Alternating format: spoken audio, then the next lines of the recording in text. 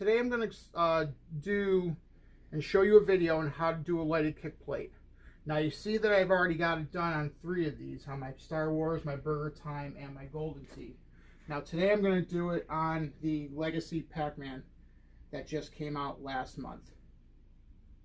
Alright, so the tools that we're going to use for this today, I'm going to do some clear packing tape, an X-Acto knife for cutting the vinyl, screwdriver. I don't know exactly what this is called, but I know it's used for smoothing and flattening out your vinyl, so that thing. A vinyl cutter for scoring.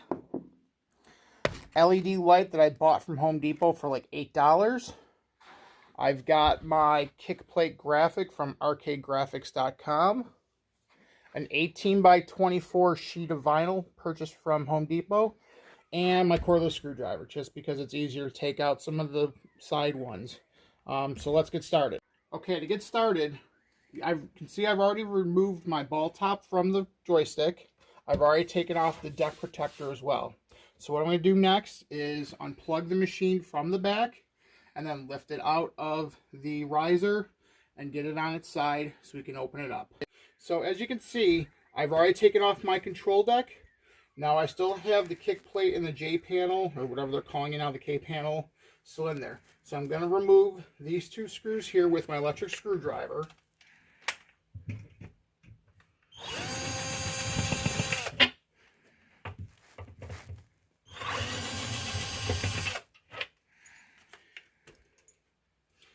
Lift up slightly just to pop the panel out.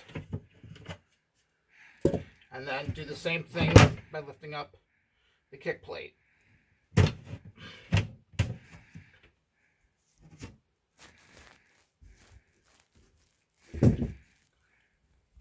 Okay, next we're going to remove this piece here because this is going to block some of the light. So remember, you have to remove the screw on the other side. Now remember, when you install this, you had 2 wooden dowels on each side. So you're going to kind of have to lift it and pull at the same time. So you're going to lift this up and try to pull this out at the same time. So I've taken the J panel and the kick plates and I put it on top of my acrylic. Like I said, the acrylic is 18 by 24. It's almost exact in this particular case. The 2 pieces put together float over each side just a little bit, so you're going to want to space it out and even as best as possible. Then take off the J panel, score the vinyl, and don't forget you also have to score the 2 corners here for these notches as well. And then you can either keep using the scoring machine to try to break it free, or you can use your table saw. Personally, I like the table saw because I'm more accurate with it than I am with this. I've broken a few panels, so that's what I like personally. So as you can see here, I've made my cut with the table saw, and I've notched out my 2 edges on the bottom here. Now what I'm going to do is I'm going to place my vinyl, or place my acrylic on top of the vinyl so I can see what it's going to look like. Now I want to make sure I want to center this a little bit better too, because we're going to have extra, so I've got extra room to play with. Then I have my old kick plate underneath so I don't scratch up my ping pong table. I'm going to use my J panel as a cutting edge. I'm going to take the tape over here to tape the vinyl to the acrylic on each side here, here, and here, so that these don't shift when I'm doing my cuts. Okay, so I've made my cut separating my J panel from the kick plates. Now I'm going to apply the vinyl to the kick plates. And basically what I'm going to try to do is line it up pretty evenly as possible. Use the light to see where the graphic is and adjust. Then I'm going to tape the vinyl on this side to the acrylic on this side. This way, as I pick it up, this will flap down, and then I can start peeling this back, cutting it, and then apply the vinyl Once I have the vinyl applied up to this point, I can cut it, remove the paper, and then slowly apply the vinyl while smoothing it out with this piece here. So I've got this side taped. Now what I'm going to do is flip it over, make sure that my tape is taut to where I had it. I'm going to peel off the paper from the vinyl. About 2/3 of the way, take my X-Acto knife and use my old J-panel to cut the paper so that I don't scratch the acrylic.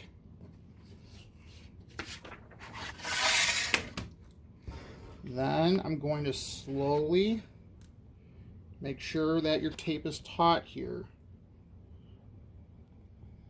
Slowly, we use my stomach as a stop here. Apply the vinyl while smoothing out any wrinkles or bubbles that may occur. Now I can also use this to smooth it out some more.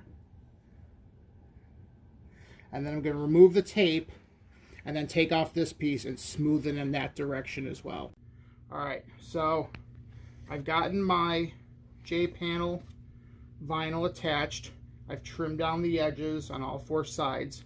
Then me personally, I like to rub my finger just on the outside of all 4 edges just to make sure that the vinyl, if there is any small piece, that it adheres around the corner and not just sticks out as a flap. And that's completed. You can then use your smoothing tool just to smooth out any bubbles, or if you have any ripples, just to make sure that the vinyl adheres to the acrylic. Now we're going to do the same thing for the kick plate. I'm going to take my kick plate vinyl, attach the kick plate to it,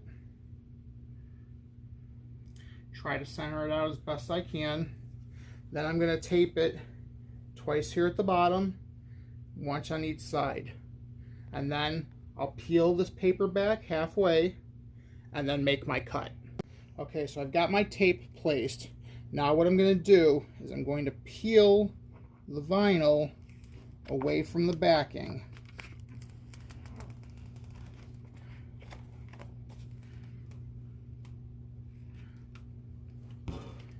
I'm going to cut the paper. Try not to scratch the acrylic, and also make sure your acrylic is clean too. I wiped mine down before I started doing this, so you want to make sure you do that as well, because you don't want to have anything interfering with the light as much as possible.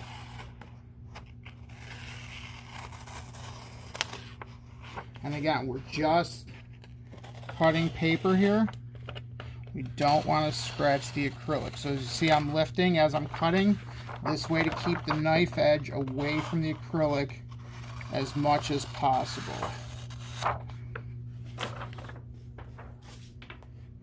Then you're going to slowly peel back the vinyl. Try to do it in small portions and smoothing as you go.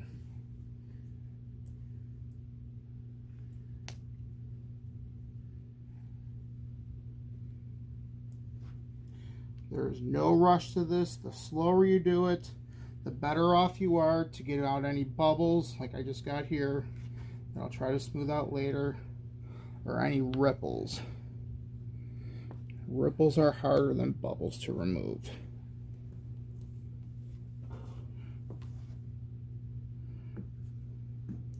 Okay, now I'm going to remove the tape, peel this side back, pull the paper, then do the same thing as I'm slowly folding and smoothing as I'm going. Once I get that completed, trim your edges.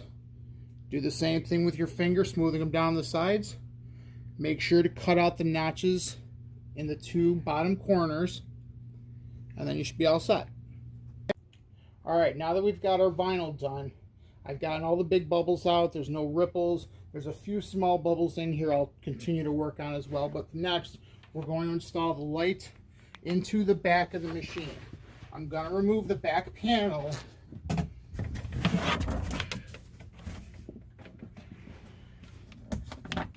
Make sure our power cord doesn't get caught in there. Tape our light here using the clear tape, and then I'm going to feed the power cord through the ripples on the back panel. Okay, so I've taped up the light to this back panel here, and I fed through the power cord through the ripples in the back. Now I'm going to plug it in, and again, I tested this light out before I installed it. Now I'm going to attach this back panel back into the machine and tighten it up.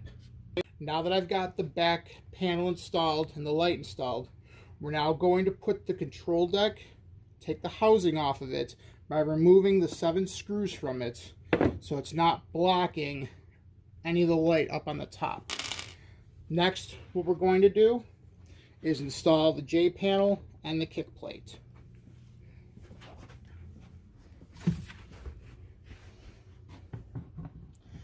So make sure that you get it into your grooves.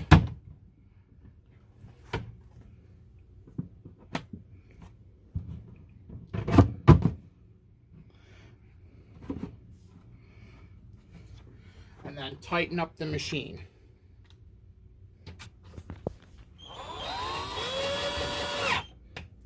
Now, since we don't have this panel anymore, there's nothing to put the screw into.